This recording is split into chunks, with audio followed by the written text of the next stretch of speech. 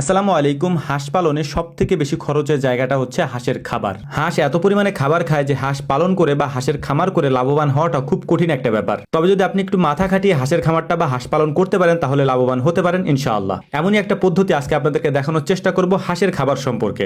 আমাদের যে বেইজিং হাঁসগুলো আছে এইগুলাকে যদি প্রতিদিন আমরা ফিড খাওয়ানো শুরু করি তাহলে 10 থেকে 12 কেজি পরিমাণে ফিড ওদের আমাদের প্রতিদিন দিতে হবে। এটা তো হলো কেনা খাবার ফিডের হিসাব। এর পাশাপাশি ওদেরকে আমাদের ধান কিনে খাওয়াইতে হবে, তার পরিমাণও প্রায় 10 কেজির উপরে। তো আমরা সেটা না করে ওদেরকে ভিন্ন পদ্ধতিতে আমরা একটা খাবারের ব্যবস্থা করে দিচ্ছি যাতে করে আমাদের খাবার খরচটা অনেক অংশ কমে যায়, এবং সেই পদ্ধতিটা আমি আপনাদের সাথে শেয়ার করার চেষ্টা করছি ইনশাআল্লাহ। প্রথমে যে শাকগুলি আমরা কেটে নিছি এটা হচ্ছে কলমি শাক। এটা আপনারা অনেকেই চিনে থাকবেন। এটা হচ্ছে বিলে পাথারে হয়ে থাকে এবং সেখান থেকে আমরা তুলে এনে তারপর এগুলাকে পরিমাণ মতো কেটে নিয়েছি। ছোট ছোট করে কলমি শাক কেটে নিয়ে তার উপরে আমরা দিয়ে দিয়েছি হচ্ছে ধানের কুড়া, এরপরে পরিমাণ মতো দিয়েছি গমের ভুসি, এরপরে এর সাথে আমরা দিব হচ্ছে 2 কেজি পরিমাণে ফিড। 100 হাঁসের জন্য আমরা প্রায় 25 মিলির মতো জিঙ্ক দিয়ে দিয়েছি। কম বেশি হতে পারে, আপনারা সেটা হিসাব করে নেবেন। এখানে একটা বিষয় স্পষ্ট করে বলি, সেটা হচ্ছে আমরা কোনোটার পরিমাণ মতো দেই নেই। দুইটা জিনিস আমরা পরিমাণ মতো দিয়েছি, সেটা হচ্ছে জিঙ্ক আর একটা হচ্ছে ফিড। আমরা 2 কেজি পরিমাণে ফিড দিয়েছি, এর বেশি আমরা দিই না। এখন এই 100 হাঁসের জন্য আপনি সব থেকে বেশি দিবেন সেটা হচ্ছে কলমি শাক, এরপরে যেটা দিবেন সেটা হচ্ছে ধানের কুড়া, তারপরে হচ্ছে গমের ভুসি, এরপরে পরিমাণ মতো আপনি 2 কেজি পরিমাণে আপনি ফিড দিতে পারেন।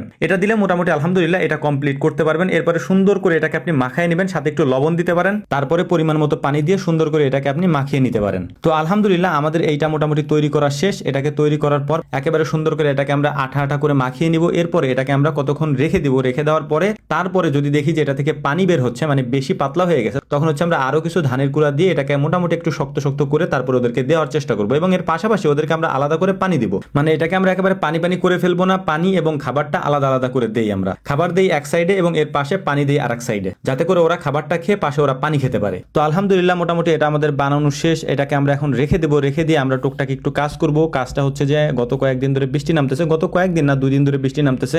এই বৃষ্টির কারণে যে ঠান্ডা হাওয়াটা আসতেছে, এটার কারণে আমাদের যে কোয়েল পাখির খাঁচা আছে সেই সাথে হচ্ছে আমাদের হাঁসের খামারটা আছে, এখান দিয়ে হচ্ছে বাতাস যাচ্ছে ভিতরে। যদিও আমরা ভিতরে হচ্ছে লাইট দিয়ে দিছি, 100 পাওয়ারের লাইট দেওয়া, তারপর হচ্ছে ভিতরে মোটামুটি আলহামদুলিল্লাহ গরম আছে। তারপরও আমরা রিস্ক নিচ্ছি না, কারণ হচ্ছে এখন এই মুহূর্তে যদি ওদের ঠান্ডা বাতাসটা লাগে তাহলে ঠান্ডা লেগে যেতে পারে এবং এই ঠান্ডা থেকে নানান ধরনের রোগ ব্যাধি তৈরি হতে পারে। তো আলহামদুলিল্লাহ আমরা এখন যে কাজটা করবো সেটা হচ্ছে আমাদের খামারের চারপাশ দিয়ে যে কাপড়গুলো আমরা টানায় রাখছিলাম ওই কাপড়গুলোকে কয়েকদিনের জন্য আমরা একেবারে লাগিয়ে দেবো। কারণ হচ্ছে বৃষ্টি হচ্ছে, এই বৃষ্টির ঠান্ডা বাতাসটা যেন ভিতরে না যায়। বৃষ্টির কারণে আজকে আমরা হাঁসগুলাকে ছাড়ি নাই। হাঁসগুলাকে যদি ছেড়ে দেই তাহলে সারাদিন যেহেতু বৃষ্টি হচ্ছে ওদেরকে উঠাইতে সমস্যা হবে। তো আলহামদুলিল্লাহ ওদের ঘরটাও সুন্দর করে পরিষ্কার করে দিচ্ছিলাম। পরিষ্কার করার পর হালকা একটু বের হয়ে আসছি যে ওদের খাবারটা একটু ঠিকঠাক করে নিয়ে ওদের সামনে দেই। এর মধ্যে সবগুলা হাঁস হচ্ছে বের হয়ে গেছে। এই হাঁসগুলা এত পরিমাণে ফাজিল, এইটা যারা না পালছে তারা বুঝবে না যে এগুলা কি পরিমাণ ফাজিল। মানে 1 মিনিট ওরা সুস্থ থাকে না। আর কোনো মানুষ দেখলে এত পরিমাণ যে ডাকাডাকি শুরু করে, কোনো মানুষকে ওরা সুস্থ থাকতে দেয় না। তো যাক, তারপরও আলহামদুলিল্লাহ যাদের ধৈর্য আছে তারা এগুলো করতে পারবে ইনশাআল্লাহ। হাঁসগুলা যেহেতু বের হয়ে গেছিল, ওদেরকে সুন্দর করে এতক্ষণ গোসল করানোর পরে ওদের যে একটা কালার আসছিল চকচকা কালার,